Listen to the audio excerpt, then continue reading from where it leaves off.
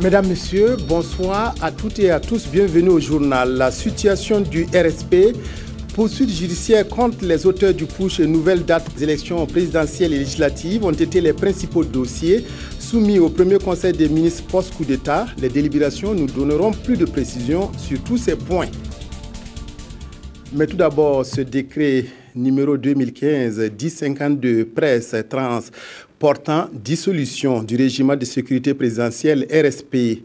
Le président de la transition, président du FASO, président du Conseil des ministres, vu la Constitution, vu la charte de la transition, vu le décret 2011-90-99 presse du 30 décembre 2011 portant organisation des services de la présidence du FASO, décrète, article 1er, le régime de sécurité présidentielle RSP est dissous. Article 2. Le présent décret sera publié au journal officiel du FASO, Ouagadougou, le 25 septembre 2015, signé Michel Kafando. Ce décret 2015-1051 presse trans PM portant et mettant fin aux fonctions du ministre délégué auprès de la présidence du FASO chargé de la sécurité. Le président de la transition, président du FASO, président du Conseil des ministres, vu la Constitution, vu la charte de la transition, vu le décret 2015-892 presse trans PM du 19 juillet 2015, portant remaniement du gouvernement, décrète, article 1er, il est mis fin aux fonctions de M. Sidi Paré, ministre délégué auprès de la présidente du FASO, chargé de la sécurité. Article 2, le présent décret sera publié au journal officiel du FASO, Ouagadougou, 25 septembre 2015, signé Michel Kafando, le premier ministre Yacouba Isaac Zida. Décret 2015-1050 presse trans mettant fin aux fonctions du chef de l'état-major particulier de la présidence du FASO. Le président de la transition, président du FASO, président du Conseil des ministres, vu la Constitution, vu la charte de la transition, vu le décret 2011-1099 presse du 30 décembre 2011, portant organisation des services de la présidence du FASO, décrète, article 1er, il est mis fin aux fonctions du colonel-major Bourema Kéré, chef de l'état-major particulier, président du FASO. Article 2, le présent décret sera publié au journal officiel du FASO, Ouagadougou, le 25 septembre 2015, signé Michel Kafando. Et puis, le processus de désarmement du RSP au Canabakom 2 a bien commencé aujourd'hui. Après l'inventaire dans la matinée, le chargement de l'armement a effectivement débuté ce soir. Tout se passe bien selon l'état-major général des armées. Le gouvernement au grand complet s'est retrouvé au Premier ministère pour le premier conseil des ministres post-coup d'État. Ces retrouvailles de l'exécutif marquent ainsi la remise en route de l'équipe de la transition qui, dès aujourd'hui, s'est penchée sur de nombreux dossiers. Dissolution du RSP et poursuites judiciaires contre les pushistes sont des engagements pris par le Conseil des ministres de ce 25 septembre. Le Conseil qui s'est tenu dans l'urgence pour relancer les activités de la transition n'a pu déterminer une nouvelle date pour les élections présidentielles et législatives. Reportage Roger Kam, Draman Guinée. Le premier Conseil des ministres post-crise se tient ici au Premier ministère. Excepté le ministre de la Sécurité, tous les membres de l'exécutif sont présents. Ils se sont réunis d'urgence pour examiner la situation nationale et donner un nouvel élan à la transition. Des grandes décisions y sont tombées, surtout pour ce qui est du sort du RSP, désarmement ou dissolution. Peut-être les deux à la fois, désarmement et dissolution, pourquoi pas. Passé cette étape de dissolution du régime de sécurité présidentielle, les responsabilités seront situées afin de déterminer auteur, co-auteur et complice du coup d'État du 17 septembre dernier. Nous allons mettre en place une commission d'enquête qui va certainement travailler de façon très professionnelle pour nous dire qui est acteur, qui a fait quoi, quel est le degré d'implication de chacun et en tout cas, bien sûr que la justice pourra faire son travail après donc, les conclusions de cette enquête. Ceux qui auront à répondre devant la justice vont répondre devant la justice, ceux qui auront à continuer une carrière militaire normale dans d'autres contextes vont continuer leur carrière militaire normalement. Pour ce qui est des élections présidentielles et législatives, le Conseil n'a pas encore retenu une nouvelle date. Nous sommes d'abord préoccupés par la sécurisation donc, du pays, des populations. Nous sommes préoccupés par la remise en marche de l'administration. Vous voyez que tout est bloqué depuis une dizaine de jours. Donc le processus électoral va reprendre, mais certainement en concertation avec tous les acteurs, nous allons pouvoir déterminer. Le couvre-feu est toujours maintenu de 23h à 5h du matin, et ce jusqu'à nouvel ordre.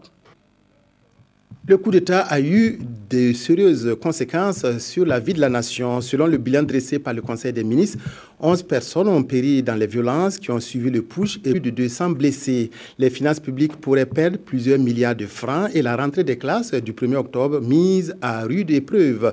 Bref, le Conseil a évoqué toutes les préoccupations brûlantes du moment. Les précisions de Roger Kam et de Draman Guéné. Semaine de crise au sommet de l'État et les conséquences sont énormes. Des centaines de blessés et une dizaine de morts enregistrés provisoirement à l'hôpital Yalgado, Ouedraogo. Nous avons enregistré 11 cas de décès, soit des personnes qui sont arrivées décédées, soit des personnes qui sont arrivées, qui nous ont été transportées au niveau de ces structures. Nous avons enregistré environ 271 personnes blessées.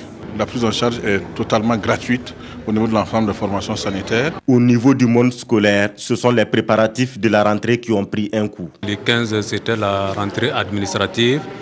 Le compte rendu qui m'a été fait ce jour est que tout s'est passé normalement. Mais déjà, le 16, dans l'après-midi, les problèmes sont survenus. Dans ces conditions, vous voyez que vraiment à l'approche de la rentrée, toute une semaine de travail de perdu, ça a des conséquences incalculables sur la rentrée. Il nous faut maintenant courir pour rattraper tout cela, pour voir dans quelle mesure nous pouvons toujours satisfaire à l'échéance du 1er octobre comme jour de rentrée des. La crise qui est intervenue en période de recouvrement des a eu pour corollaire direct la perte des capitaux. Le ministère des Finances n'a pas encore calculé ces pertes, mais elles pourraient remonter à plusieurs milliards de francs CFA. Deux ministres, Augustin Louada de la fonction publique et René Bagoro de l'habitat, en même temps que le président du Faso et le premier ministre. Ce matin, ces membres du gouvernement ignorent encore pourquoi ils avaient été pris à partie par les militaires du RSP. Devant les médias, ils ont rassuré qu'ils n'ont pas subi de violence physique, même si les conditions de détention étaient déplorables. Reportage Jean Zongo, Nathalie Savadogo. Augustin Louada de la fonction publique et René Bagoro de l'habitat sont les deux ministres enlevés et séquestrés par les éléments du RSP pendant le coup d'État du 17 septembre dernier. Les deux membres du gouvernement Zida se posent encore des questions sur le mobile de leurs arrestations. Je n'ai pas eu l'occasion d'échanger avec les ravisseurs parce que c'était vraiment un enlèvement de ministre de la République. J'ai imaginé à travers les vociférations de certains des ravisseurs qu'ils en voulaient particulièrement à ma personne et à celle du collègue en charge de l'habitat. Ils considèrent que nous serions à la base des dispositions juridiques qui tueraient leurs partisans du jeu électoral. Pas de violence physique, mais vous enfermez dans une chambre pendant 3 jours. 48 heures sans manger, ça relève de violence intolérable. C'est par rapport certainement à mes prises de position, parce que je reste convaincu que dans un état de droit, il ne peut pas y avoir une armée dans une armée. Nous étions enfermés, le chef de l'État et moi, dans une petite salle avec un lit sans drap. Donc nous avons des sanitaires évidemment. Moi je suis resté par exemple pendant 2 jours dans les mêmes habits, sans pouvoir me changer. À la question de savoir si des poursuites pour séquestration seront engagées, Augustin Louada rassure. Mon collègue, nous avons évoqué cette possibilité, mais bien entendu, nous sommes membres d'un gouvernement. Le gouvernement avisera. L'on se rappelle les négociations syndicat-gouvernement engagées avant le putsch. Là-dessus, le ministre de la fonction publique a repris des discussions pour très bientôt. Je pense que tout est en voie, que les institutions de la transition reprennent leur marche. Et donc, peut-être certains engagements seront repoussés parce que le calendrier était très serré, compte tenu des délais extrêmement serrés même de la transition. Mais je pense que le gouvernement va respecter sa parole et autant que faire se peut respecter ses engagements, entendu en tenant compte du contexte qui s'est produit là. Pour l'instant, les deux ministres envisagent de rencontrer le mouvement syndical pour traduire leur gratitude pour le rôle important qu'ils ont joué dans la résistance, mais aussi des décisions qu'ils avaient prises pour la circonstance. À présent, je vous propose le compte-rendu du Conseil des ministres qui s'est tenu aujourd'hui. Donc, le Conseil des ministres s'est tenu à Ouagadougou le vendredi 25 septembre 2015 en séance extraordinaire de 10h à 14h sous la présidence de son Excellence M. Michel Fando, président de la transition, président du FASO, président du Conseil des ministres. Il a délibéré sur les dossiers inscrits à son ordre du jour et a entendu des communications orales. Les délibérations donnent. Au titre de la présidence du FASO, le Conseil a adopté 3 décrets. Le premier décret met fin aux fonctions du chef de l'état-major particulier de la présidence du FASO. L'adoption de ce décret met fin aux fonctions du colonel-major Bourema Kéré, chef de l'état-major particulier de la présidence du FASO. Le deuxième décret met fin aux fonctions du ministre délégué auprès de la présidence du FASO, chargé de la sécurité. L'adoption de ce décret met fin aux fonctions du M. Sidi Pari, ministre délégué auprès de la présidence du FASO, chargé de la sécurité. Le troisième décret est relatif à la dissolution du régime de sécurité présidentielle RSP. L'adoption de ce décret dissout le régime de sécurité présidentielle RSP. Au titre du Premier ministère, le Conseil a adopté un rapport portant création d'une commission d'enquête sur les événements du 16 septembre 2015. L'adoption de ce rapport vise à situer les responsabilités, à identifier les auteurs, complices, militaires et civils impliqués dans la tentative de coup d'État perpétrée le 16 septembre 2015. La commission dispose d'un délai de 30 jours maximum pour déposer son rapport. Des poursuites judiciaires seront immédiatement engagées à l'encontre des auteurs et complices. Communication orale. Le secrétaire général du gouvernement et du Conseil des ministres a fait au Conseil une communication relative à la tentative de coup d'État du 16 septembre 2015 qui a enregistré de nombreuses pertes en vies humaines, des blessés et des dégâts matériels. Le bilan provisoire enregistré dans les structures hospitalières fait état de 11 morts et 271 blessés. Le Conseil présente ses sincères condoléances aux familles éplorées, souhaite prompt rétablissement à tous les blessés et exprime toute sa compassion et sa solidarité aux familles affectées. Il s'incline devant la mémoire des martyrs tombés sur le champ de la bataille et au nom de la démocratie. Le Conseil salue le courage et la bravoure des filles et fils du pays qui ont permis de rétablir rapidement le processus de transition dans ses droits et d'envisager avec sérénité la préparation des élections à venir au Burkina Faso.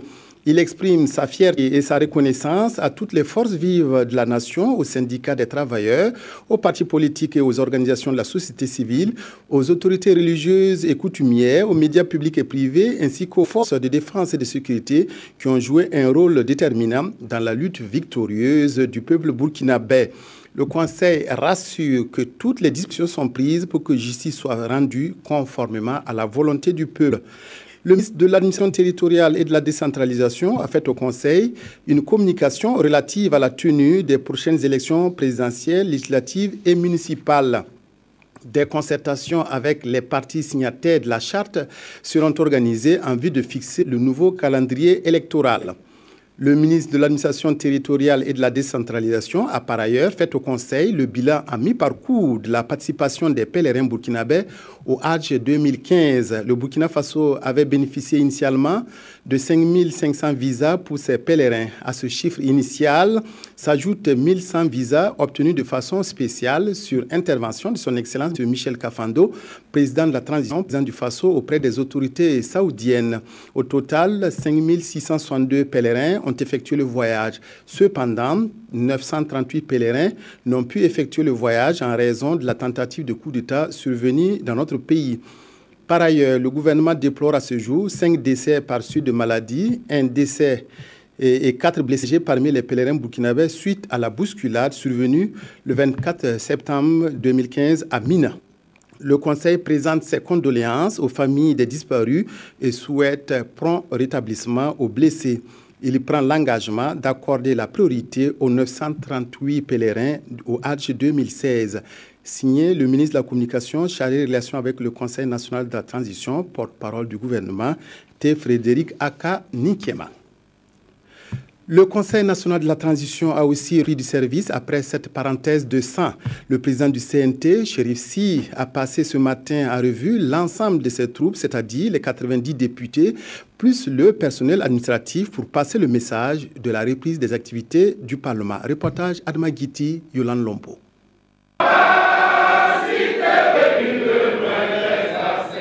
L'hymne national repris en chœur est le signe que le Conseil national de la transition reprend du service après que le Conseil national de la démocratie saine du général Gilbert Diendéré ait déclaré sa dissolution. Je n'ai jamais douté un moment que je serais dans les murs du CNT. C'est le lieu de travail que m'a confié la transition.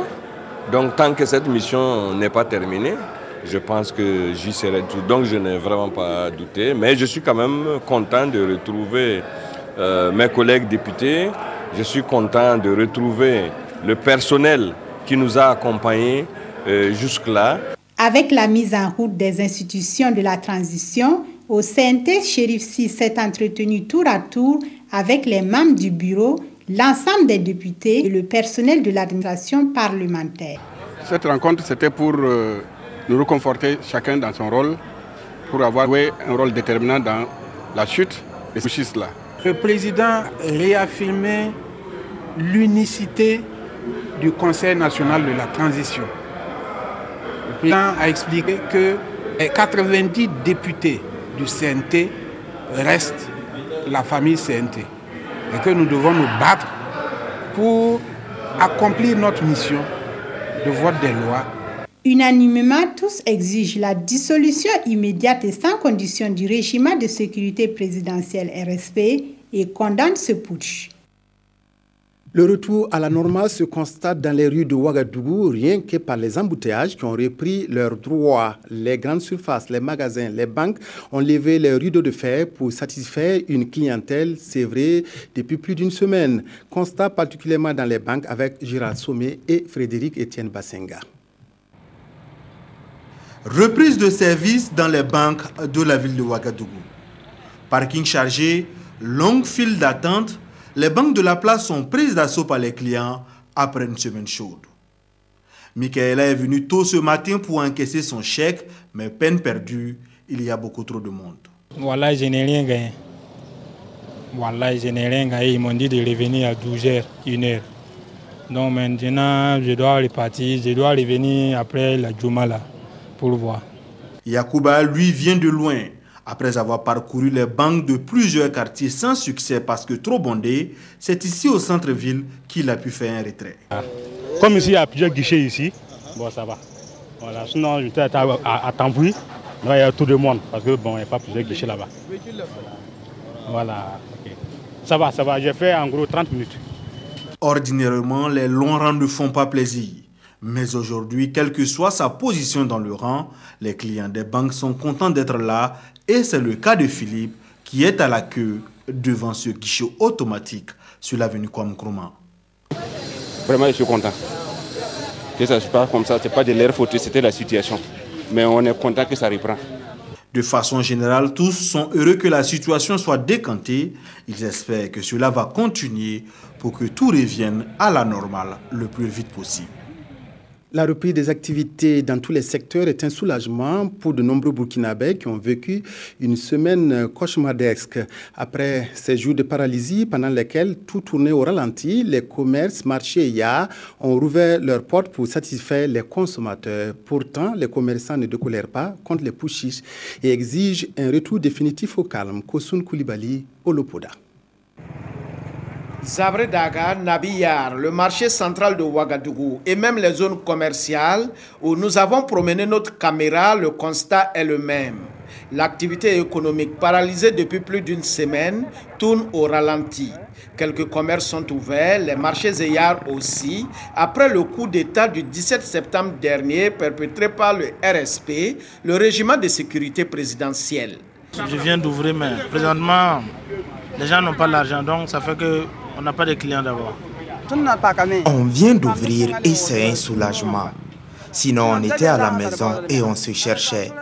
Pour avoir à manger, c'était tout un problème. On a ouvert, mais ce n'est pas 100%. Tant que le respect n'est pas dissout seulement, nous, on n'a pas à l'aise. Les commerçants des marchés Zeyar, qui comptaient faire de bonnes affaires à quelques jours de la fête de Tabaski, ont vu leur rêve se transformer en cauchemar. Vraiment, c'est chaos total. Vraiment, le tissu qu'on a payé pour profiter de la fête, on ne peut plus vendre quelque chose, ça ne va pas chez nous. On ne peut pas expliquer la perte que nous venons d'avoir dans ces 10 jours-là. Bon, on avait la fête qui était là. Bon, tout le monde était prêt pour payer les habits pour leurs enfants et pour eux-mêmes. Bon, nous aussi, on est rentrés, on n'a même pas empoché quelque chose à la maison. Bon, on n'a pas eu quelque chose pour la fête. Et puis pour manger même, on n'avait même pas à manger. Donc c'est ce matin, on est venu, vous voyez comment c'est le marché. C'est le lendemain de la fête. Personne ne vient, puisqu'ils ont peur. C'est un coup dur donc pour les commerçants, mais la reprise des activités commerciales est un ouf de soulagement pour les populations qui avaient besoin de faire certains achats. Si je venais acheter les fournitures de mes enfants, je dois reprendre les cours dès le lundi. Très inquiet parce qu'on ne savait pas vraiment à quand le dénouement. Et Dieu merci, la rentrée va reprendre au plus tard le 1er. Et nous ne faisons que dire merci au bon Dieu qui a encore mis la main sur le Burkina. Les derniers événements pèseront encore sur les investissements de ces commerçants qui condamnent le punch. Toutefois, ils comptent sur un retour rapide au calme et à la stabilité pour relancer leurs activités. La 6e édition du Festival international de la liberté d'expression et de la presse FILEP a juste eu le temps de s'ouvrir pour se refermer aussitôt. Les participants venus de 35 pays d'Afrique et d'Europe devaient se pencher sur le rôle des médias dans les changements politiques en Afrique.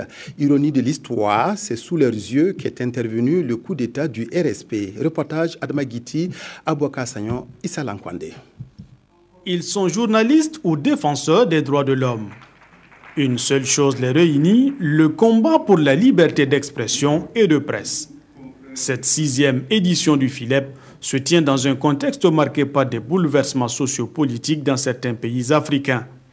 Le FILEP 2015 va se pencher sur la contribution des médias à ces bouleversements, d'où le thème « Médias et changements politiques et quelle contribution ?» Le FILEP voudrait ainsi ouvrir le dialogue et la réflexion à partir d'expériences concrètes dans plusieurs pays africains sur le rôle des médias dans les processus électoraux, leur résistance face à la répression politique, mais aussi et surtout leur contribution à la formation citoyenne. À quelques semaines de la tenue d'élections présidentielles et législatives, nous avons souhaité montrer, à travers les activités de cette édition du FILEP, que les médias peuvent et jouent un rôle incontestable dans les changements politiques. Les intervenants ont condamné les atteintes à la liberté de presse constatées en Afrique. Au programme de cette édition, des communications, des expositions et la remise du prix Norbert Zongo pour le journalisme d'investigation. À la clé, un document sur le rôle des médias dans le renouveau politique et institutionnel sera produit. Le FILEP a été créé en 2000 pour obtenir vérité et justice sur l'assassinat du journaliste Norbert Zongo. Le civisme et la citoyenneté doivent être portés par les hommes de médias qui sont appelés à sensibiliser les populations pour des comportements sains. Une quarantaine de journalistes de Bobo Dioulasso a bénéficié d'une formation initiée par le ministère de la Justice et des Droits humains. Formation qui vient comme une réponse à une préoccupation formulée lors du Forum national sur le civisme tenu à mai dernier à Ouagadougou. Reportage Drissa Traoré, Kadou Romenki. Nul n'est sans savoir qu'au Burkina Faso, il y a une déperdition de certaines valeurs sociales telles l'intégrité, le civisme, la citoyenneté et le respect du bien public. Fort de ce constat, le ministère en charge des droits humains invite les hommes de médias à jouer leur rôle dans la promotion du civisme et de la citoyenneté. Cette session de formation au profit des journalistes est organisée pour rappeler aux journalistes leur rôle en matière d'éducation au civisme et à la citoyenneté. Pendant 48 heures, ces journalistes vont renforcer leurs connaissances en matière de droits humains. Et il est attendu de ces hommes de médias qu'ils deviennent des artisans de l'éducation aux valeurs de civisme et de la citoyenneté à travers les différents organes de presse. Le centre hospitalier régional de Dori a entrepris de faire sa mue pour devenir un établissement sanitaire performant au service des populations. Le processus d'élaboration du projet d'établissement qui couvre la période 2015-2019 a été lancé la semaine dernière. Les précisions à Dori de Martin Ouedraogo et de Joseph Bambara. C'est devant le personnel médical, paramédical et les autorités administratives régionales que le secrétaire général de la région du Sahel, Ambroise Somé, a procédé au lancement officiel du processus d'élaboration du projet d'établissement 2015-2019 du centre hospitalier régional de Dori. Ce processus d'établissement se veut un support d'information accessible à tous les partenaires, un outil d'aide à la décision, mais aussi à la prise de distance par rapport au fonctionnement du CHR de Dori. Il va nous permettre de définir nos orientations médicales sur 5 ans à travers des choix médicaux qui vont être opérés après véritablement l'analyse de situation. Et sur donc ces choix médicaux vont venir se greffer le projet soins infirmiers, le projet social qui prendra l'hôpital dans son environnement et dans sa dimension régionale, et ensuite le projet managérial viendra boucler donc l'ensemble des projets. Ce processus d'établissement permettra entre autres de clarifier les missions de l'établissement dans son environnement, d'améliorer les prestations offertes aux usagers et d'adapter l'offre de soins à la demande, d'aboutir à une cohérence des activités par la recherche de complémentarité avec les autres structures et professionnels de la zone concernée, de renforcer la concertation et le dialogue entre les acteurs hospitaliers. L'Union nationale des producteurs de coton du Burkina, l'UNPCB, a formé des paysans à la construction de haies vives. Ces haies vives participent à la fertilisation des sols cultivables et à la protection des exploitations agricoles. Un cotonculteur de Padema a adopté cette technique avec bonheur, comme le montre ce reportage signé Hassan Gourabou et Adi Sandamba. Yaya Dawo, producteur de coton dans la commune rurale de Padema. En plus d'être bénéficiaire de cette formation pratique sur la mise en place des haies vives, il est également propriétaire du champ qui fait ici office d'école. Avec donc ses plans, c'est un champ de plus de 30 hectares qui sera clôturé. Mon champ n'est pas loin du village, voilà, donc ça me pose trop de problèmes. Il faut quelqu'un pour sortir les animaux.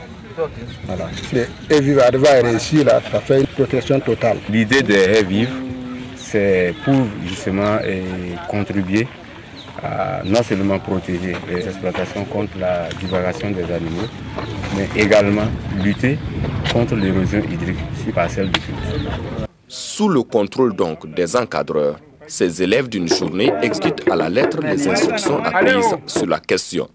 Et pour ce cours pratique, les 2 modèles de haies vives sont mis en application, à savoir la plantation en une et en double ligne. La mise en place des haies vives est la première technique portée par le projet Gestion de fertilisation des sols et lutte contre l'érosion hydrique sur les parcelles de coton pilotées par l'UNPCB. C'est tout pour cette édition. Merci de l'avoir suivi. Merci de votre aimable attention à la RTV. Excellente soirée à toutes et à tous.